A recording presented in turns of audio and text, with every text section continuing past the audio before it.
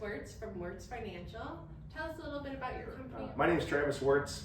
I'm a financial planner with Wurz Financial Services. There's a lot of people that do financial planning. What I specialize in is I help people manage their investments. And I say manage because oftentimes in our business, you'll see mostly people selling products or selling funds. And what we want to do is we want to help people make more money and lose less. And that sounds easier said than done. So what we do is we manage all of our clients' investments every month in rules-based strategies. We have a hands-on approach. We can help people with planning for retirement or buying a home or education, but mostly we want to help people accumulate wealth and make money and help them manage their investments. So in part of building wealth, homeownership is a good part of doing so. So we're going to talk a little bit about that. What are some reasons why homeownership is a good part of a good investment? I often joke that my best investment was my home because we got married, we bought a home in 2017, we were talking about that. And we had 2 kids, kind of ran out of space. We had a 3-bedroom, and then we're going to look at getting somewhere with another bedroom. And when we sold, that it was, even though I'm in the investment business, that was one of the best investments I made was my home. So there's definitely, it can be a really good idea to buy a home with equity and but also some tips that we're going to share on just general financial tips on if you're looking to buy a home or maybe you've recently purchased a home. So one of the things with wealth management has to do with budgeting. Why is budgeting important? Yeah, so budgeting is the first thing that really comes to mind when either you're looking to purchase a home or maybe you've just moved and just purchased a home. How much can you afford? I think that's kind of the magic question. They have some, is there a certain percentage that I've seen that you should take about 30%? I've seen that, and could you imagine taking 30% of what because they use your gross, I couldn't imagine. I tried to suggest 30% of your take home, not 30% of your gross. So, you'll see these numbers like 30%, and how much can I actually afford? I don't think anybody likes to sit down and create a budget. It feels kind of elementary, but if you care about your success and being financially successful, I think it's important to go through a budget. If you're looking to purchase a home, you're looking at how much can you afford per month, but at the same time while being able to save money. And I think that's an often forgot about aspect because we can definitely build wealth through purchasing a home and building value there. But I want to help people create wealth through their investments also. So how much can you afford while still being able to keep on track for your goals, retirement, or these kind of things. So there's apps. I don't know if you've used Mint. You've heard of some of these. I've heard of it. I haven't used. Yeah, I'll see these ads on. They'll say they'll have a guy creating a budget. And then they'll cross it out and use our app. And if that encourages you to create a budget, I would do that. Mint is one of them. You can link your bank, put your credit card information in, and it'll tell you, basically break down everything that you spend your money on, which can honestly be pretty terrifying because it'll tell you this is how much money you spend on Amazon. I kind of encourage people to go through that exercise anyway. But honestly, personally, I have an Excel sheet and I look at, what are my fixed monthly expenses? I know a lot of people that don't know. If I say, hey, what are your fixed monthly expenses right now? They don't know that.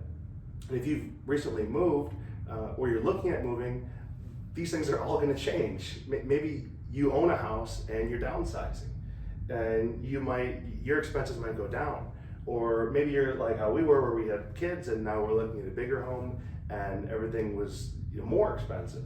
So looking at what things are going to change, not just your mortgage payment, but your utilities, your trash, your all your bills. You might have more or less bills. We moved to Swan and we don't have a gas bill and I don't have a water bill because we're on like a geothermal system, Nice. so you know, I'm like, this is a dream come true, but your electric is super high then. Yeah. But Well, sometimes costs that you don't think about. We moved from Napoleon, Pennsylvania, and our daycare costs increased. You know, we knew that the house price was going to increase, and we knew utilities might increase, but childcare changed as well. So, Yeah. what are those fixed? Hey, internet, you know, like we get internet. who's the internet company? It's not like Spectrum or Buckeye. We have some like internet company that you've never heard of. Frontier. It's not Frontier. Gosh, I can't remember who it's through. Is that terrible? Yeah, you know, figuring out what you know, what are your expenses, but working in savings, and you know, because when you move, or maybe you're looking at moving, you're like, well, you know, this house might, you know, we like it, but maybe we want to, you know, we don't like the carpet, so we're gonna rip up and do that. Or maybe you're looking at a home, or you purchased a home that you might want to change some things, or might need repairs, and working those things into the budget. And looking at, you know, what are the things that we want to get done first? You know, like if we have certain things need repaired, maybe those need done first. Maybe we want to do our bathroom. What will that cost? Or maybe we're looking at a house that, well, we really like it, but you know, maybe the kitchen, you know, we want to change some things. So working that into the budget. You know, what are the important things to tackle first? And maybe spacing it out where, you know, we're still able to save. Most of my common denominator is helping people, you know, live a lifestyle where they can still save. And it's very easy to, you know, do this where, you know, like, and I mean, I've personally done it when, like, you have kids, like, you don't want to know how much money I spend at Target. Like, I never went to Target before. Now I'm doing Target pickups every day on the way home from work. And I'm like, wow, you know, I never thought I'd be at Target so much in my life. And so it's easy to just like, as your life goes on, so, you know, I encourage to, no matter what you do, you have all these projects, to work saving into your budget, while being able to say, how much can I afford? What's my new thing, and getting the things done that you want to get done. Well, and I think when you're talking about saving, I think a lot of people think, I'm going to pay for this, I'm going to pay for this, I'm going to pay for this, and then I can save. Yeah. Where should we put savings in the budget? Yeah, that's a very good question. You know, one of the best tips is making saving a bill, and, you know, having it come out maybe automatically. Even if it's something that doesn't seem worth it, maybe it's $100 a month. You know, we're going to talk a little bit more about maybe like where to save that, but it's important to work it in so you almost don't know it's there, or it comes out automatically like a bill. That's a really good, yeah. Because then, yeah, if you're paying, then saving, it's Yeah. like, oh, You kind of run out of room. I need it more, or, oh, I can use that for this. Yeah. Instead of savings as a bill that's automatically set aside, you can't Absolutely use correct. it for something else. It's a change in mindset. It just kind of gets put on the back burner because you got all these things in life you want to do, and then I've always felt that if you can get saving out of the way, then you don't feel bad about spending your money. So like if you've already paid your bills and saved your money, then you don't feel bad about you know, going to Target 20 times and spending money. Well, and kind of along with savings, let's talk about emergency funds. Yeah, it's kind of another thing that, you know, people hear the word emergency fund and, you know, maybe they're thinking, what is that? Or they just don't like how that sounds. But if you're new to home ownership, or maybe you don't own a home and you're looking to buy a home, things can be expensive, right? I'll give you an example. My mower just needed fixed and it was like $700. And I'm like, because we have like 3 acres, and I'm like, my old mower cost $700. Like, there's only one place to get it fixed, and I'm like, what am I gonna do? Take it somewhere else? And that, so, you know, things come about that cost money, and it can be expensive. So having an emergency fund, or just some kind of cash reserves that we can get to, and I think people want to know, you know, what does that mean? So, you know, I recommend having 3 to 6 months of expenses in some kind of account that you can get to. I recommend keeping it in an account that's not like your personal bank account. Where you can't just transfer the money. Pretty much, you know, like it's like, well, I got 10 grand in my bank, but that's the bank I'm, you know, using to go out to eat and buy things for. It doesn't really work that well. So like personally, I use Fifth Third Bank. I have a whole separate bank that all of my monthly expenses come out for the house, and I always make sure there's at least 3 months of, you know, expenses there. And that's where it also helps to have a budget, because if you don't know, you know, what your monthly expenses are, you don't really know, how much money, should I have put away. So at the minimum 3 to 6 months, and that might be different. Like if you have two folks that are working and you're both making a salary, this is how much money that gets direct deposited into my bank, then maybe you can get away with less. Maybe you have a married couple that somebody stays at home, and then maybe they're a realtor, and you might not, your income might kind of fluctuate. Then you maybe want to have more money set aside. I think it's important to have it in a separate account, like I said, but also if you're like me, I never like getting those statements that says, hey, you made a nickel. So personally, it's important to have the money accessible and safe. So I have it in a savings account, but maybe not all of it. And maybe I'm greedy, but I take a portion of my emergency fund and I have it invested. Now you obviously want to be careful with this, because you want to say, hey, this is my emergency fund. Let's go, buy some risky stuff. And then, you need the money, it's not there. So it's kind of a delicate balance. And personally, I keep about 3 months in a bank account that's accessible, and maybe the rest in an investment account, in a very conservative strategy. So I have a conservative strategy we use.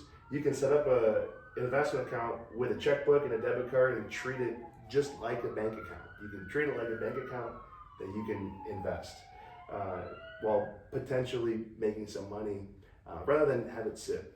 It's not risk-free, where you have your money in a bank and it's basically guaranteed.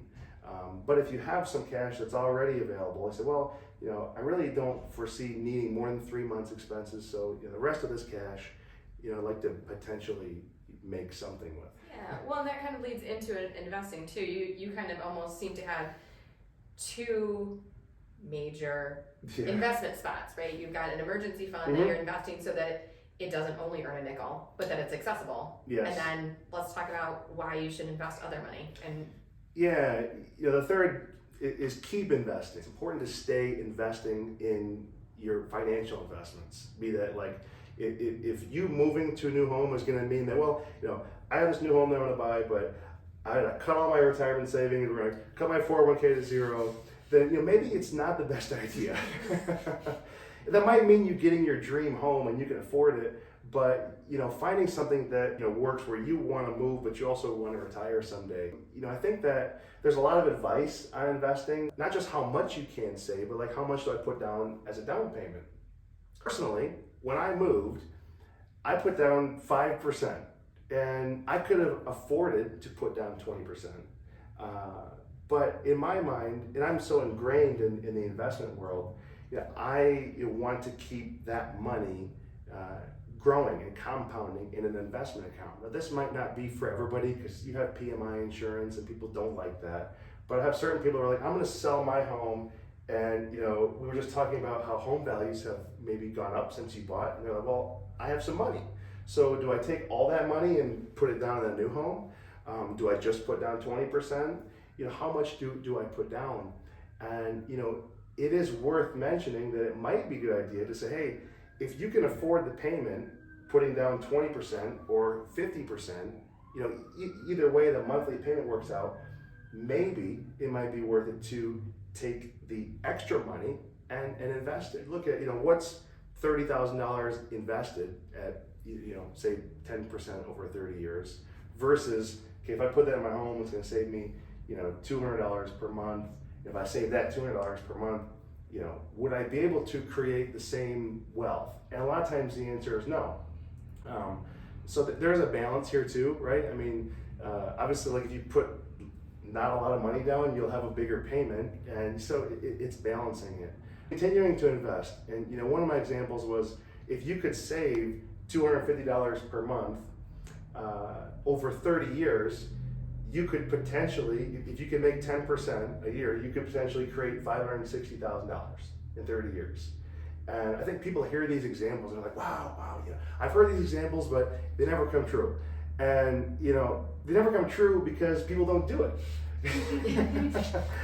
And if you could, and I know the people that I know that have the most money, they did it through investing, and they own a home and these things. So I think it's very important to invest in yourself. Well, I think there's just some really great tips. Yeah, thanks.